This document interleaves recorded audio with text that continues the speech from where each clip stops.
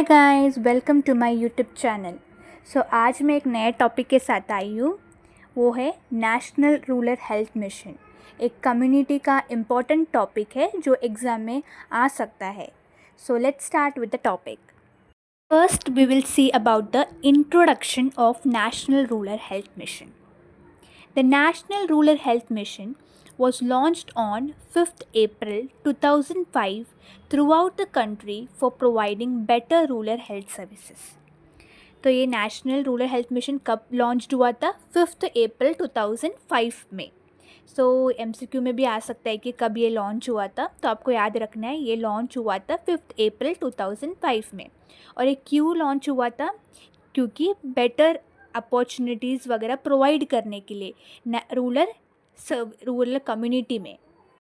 It is the National Rural Health Mission has special focus on following 18 states. So we will see which all are the 18 states that National Rural Health Mission mainly focuses on. First one is the 8 Empowered Action Group states, which includes Bihar, Jharkhand, MP, Madhya Pradesh, Chhattisgarh, Uttar Pradesh, Uttarakhand, Odisha and Rajasthan. Next are the 8 Northeast states, which include Assam, Arunachal Pradesh, Manipur, Meghalaya, Mizoram, Nagaland, Sikkim and Tripura. The last two states are Himachal Pradesh and Jammu and Kashmir.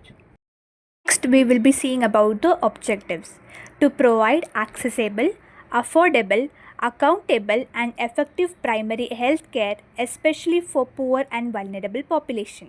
तो ये NRHM का main objective क्या आता है कि जो भी availabilities वो लोग कर रहे हैं वो ईज़िली एक्सेसिबल होना चाहिए वो कम्युनिटी में, अफोर्डेबल जो सस्ते में हो जाए, जो वो अफोर्ड कर पाए और इफ़ेक्टिव भी रहे प्राइमरी हेल्थ केयर के लिए, स्पेशली जो पुअर और वल्नरेबल पॉपुलेशन है जिसमें pregnant women, children young than 5 years, तो वो सब उनका मेन ऑब्जेक्टिव था।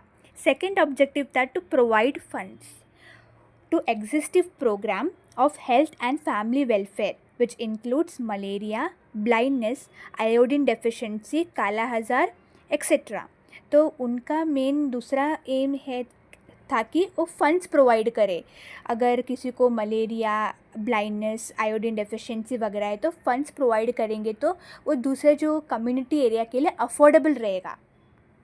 Third objective is to reduce infant mortality rate, जो बच्चे का डेथ रेट वो कम करना है।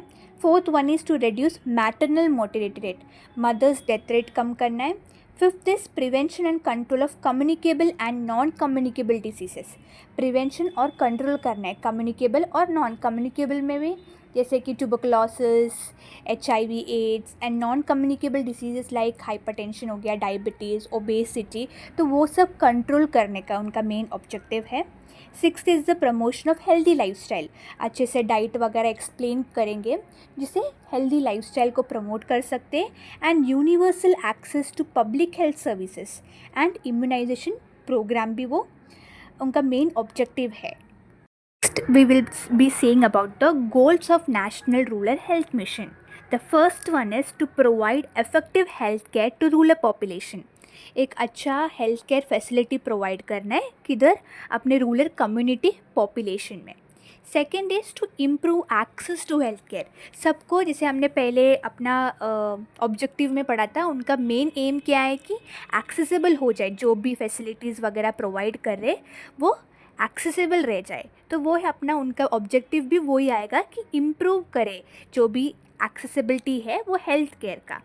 एनहांस इक्विटी एंड अकाउंटेबिलिटी, मतलब इक्वली डिस्ट्रीब्यूशन हो जाए सब कम्युनिटी एरिया में, ना कोई भेदभाव हो। अगर if there is higher population in a community area, so we can not give more importance to higher population, like so हमें क्या इक्विटी और अकाउंटेबिलिटी रखना है। And fourth one is integration with other sectors, सब मिलजुल के काम करना चाहिए, जैसे ICDs प्रोग्राम होते हैं। ICD मतलब इंटीग्रेटेड चाइल्ड डेवलपमेंट स्कीम का एक प्रोग्राम है। फिर सैनिटेशन, प्रॉपर क्लीनिंग, सैनिटेशन होना और ड्रिंकिंग वाटर, तो ये सब अगर एकजुट करके हमने सबका बारे में एकदम इक्वली सब कुछ देखा, अगर हमने प्रॉपर सैनिटेशन देखा, ड्रिंकिंग वाटर अगर क्लीन है, सैनिटाइज है, तो क्या होगा, इंटीग्रेशन अगर सब सेक्टर्स के साथ अच्छा रहेगा, हम proper accessibility, proper community area में हमारा जो ये मिशन है वो अकम्प्लिश हो जाएगा। नेक्स्ट सब टॉपिक इज़ फंक्शंस ऑफ। अभी फंक्शंस देखेंगे। तो पहला है antenatal and postnatal checkup. It's the main important function है कि एंटीनेटल और पोस्टनेटल चेकअप होना ज़रूरी है। Second is the improved facility for institutional delivery. Institutional delivery means hospital delivery में ज़्यादातर कम्युनिटी एरिया में हॉस्पिटल्स अवेलेबल नहीं रहते, तो हॉस्पिटल्स अगर बिल्ड करेंगे तो प्रॉपर इंस्ट्रूमेंट्स वगैरह की अगर प्रॉपर सर्विसेज रहेगा, प्रॉपर फैसिलिटीज़ रहेगा, तो प्रॉपर हॉस्पिटल डिलीवरी हो सकता है।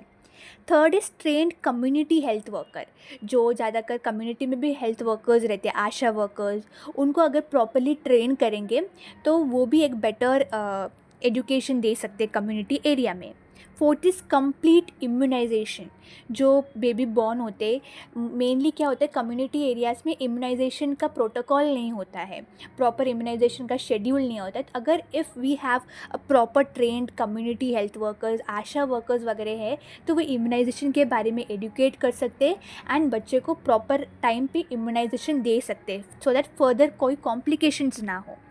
Fifth is proper hospital care. अगर हॉस्पिटल में भी प्रॉपर, जैसे मैंने पहले बोला, प्रॉपर फैसिलिटीज़ रहेंगे, इक्विपमेंट्स अवेलेबल रहेंगे, तो हॉस्पिटल केयर हम आसानी से दे सकते हैं।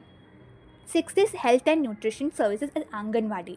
आंगनवाड़ी में जो बच्चे लोग आते हैं उनको प्रॉपर न्यूट्रिशन और हेल्थ सर्विसेज देना चाहिए। And seventh is proper selection of ASHA. ASHA का प्रॉपर सिलेक्शन होना चाहिए, तो उसके भी अलग अलग रिक्वायरमेंट्स है जो मैं अगले वीडियो में बनाऊंगी और आपको डिटेल में बताऊंगी कि क्या क्या सिलेक्शन होते हैं आशा वर्कर्स के। तो अगर वो भी प्रॉपर रहेगा तो हमारा हेल्थ जो अपना कम्युनिटी है वो प्रॉपरली सेटल्ड होगा और प्रॉपरली growth होगा। This was my small topic. So if you like my video, please like, share and subscribe my channel. Thank you.